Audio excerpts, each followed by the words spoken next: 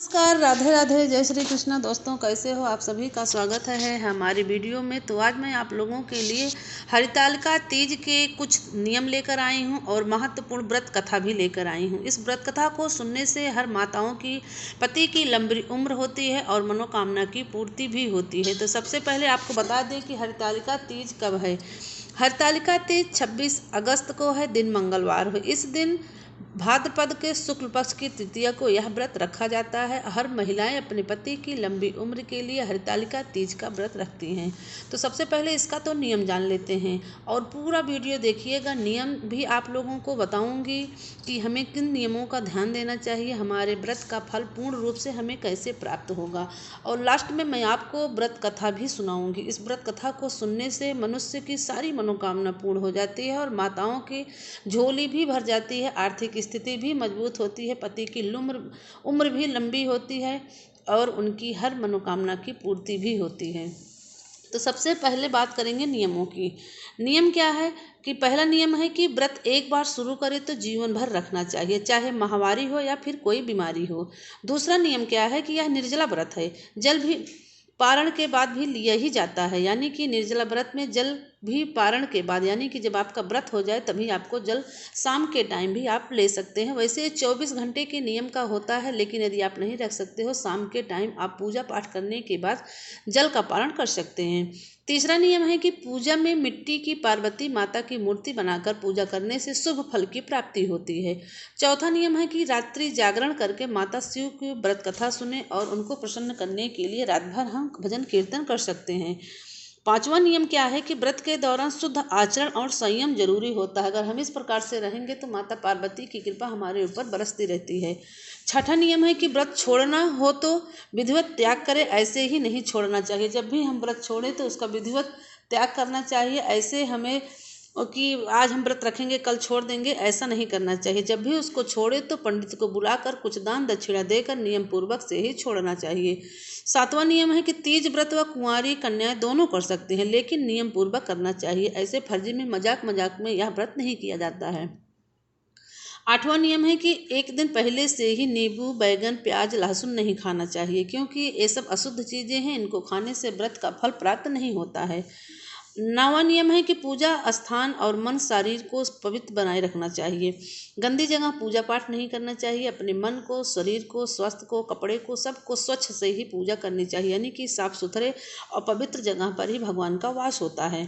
10वां और सबसे लास्ट नियम है कि व्रतधारी को लाल और हरे वस्त्र पहनना चाहिए, क्योंकि व्रतधारी यदि लाल और हरे वस्त्र ये शुभ के प्रतीक माने जाते हैं और सुहागिन महिलाओं को लाल और हरतालिका तीज पर हरी चीजें पहनना बहुत ही शुभ माना गया है। माता पार्वती को प्रसन्न करने के लिए यदि इन नियमों का पालन करेंगे तो माता रानी जल्दी ही प्रसन्न होंगी और आपकी सारी मनोकामना पूर्ण करेंगी। तो आइए जान लेते हैं हरतालिका तीज की व्रत कथा। सुनने से पहले यदि हमारा यह वीडियो आप लोगों को अच्छा लगे तो वीडियो को लाइक, सब्सक्राइब करना और कमेंट में हर हर महादेव जरूर लिखना। हरतालिका तीज का व्रत सभी सुहागिनों के लिए शुभ होता है। पति की तरक्की और जीवन में खुशहाली के लिए भी यह उपवास किया जाता है। ऐसे में आइए इस व्रत की कथा के बारे में जान लेते हैं। कथा को लेकर ऐसी पौराणिक मान्यता है कि भगवान शिव माता पार्वती को पूर्व जन्म की बात सुना रहे थे। कहानी को सुनाते हुए शंकर जी पार्वती माता से कहते हैं कि हे पार्वती, तुमने पति के रूप में मुझे पाने के लिए कई सालों तक तपस्या की है। तुम्हारी कठोर तपस्या के दौरान तुमने अन्न और जल का त्याग भी करा है। इसके बाद मैं तुम्हें वर के रूप में प्राप्त हुआ हूँ। माँ पार्वती को इस बात बताते हुए भोलेनाथ कहते हैं कि पार्वती, एक बार नारद मुनि तुम्हारे घर गए थे। घर जाने के बाद नारद मुनि ने आपके पिता से कहा कि मैं विष्णु जी के भेजने पर यहाँ आया हूँ। विष्णु जी स्वयं आपकी तेजस्वी कन्या पार्वती से विवाह करना चाहते हैं। नारद मुनि की ये बातें सुनकर पर्वतराज प्रसन्न हो गए। इसके बाद वह नारद मुनि को ये बात आपके पिताजी ने आपको बताई। तुम इस प्रस्ताव से दुखी हुई। फिर इस बात को जिक्र तुमने अपनी सखियों से की। तुम्हारी इस बात को सुनकर सखियां ने तुम्हें कठोर तप करने की सलाह दी। इसके बाद तुम मुझे पति के रूप में प्राप्त करने के लिए एक जंगल की गुफा में चली गई। वहां तुमने रेत की शिवलिंग बनाकर तप किया। फिर तुम्हारी तपस्या से प्रसन्न होकर सावन मास की शुक्ल पक्ष की तृतीय तिथि पर मैंने तुम्हें दर्शन दिए। इसके बाद तुम्हारी मनोकामना पूरी करने का वचन देते हुए मैंने तुम्हें पत्नी के रूप में स्वीकार कर लिया। इसी दौरान तुम्हारे पिता भी गुफा में तुम्हें ढूंढते हुए आ गए। फिर आपने पिताजी से कहा कि मैं आपके साथ चलूंगी, लेकिन जब मेरा विवाह महादेव से कराएंगे। तुम्हारी बात सुनकर उन्होंने यह विवाह कराने के लिए हाँ बोल दी। इस दौरान भगवान शिव माता पार्वती से कहते हैं कि यह श्रवण तीज के दिन तुम्हारी इच्छा पूरी हुई थी। तुम्हारे कठोर तप की वजह से हमारा विवाह भी हुआ है।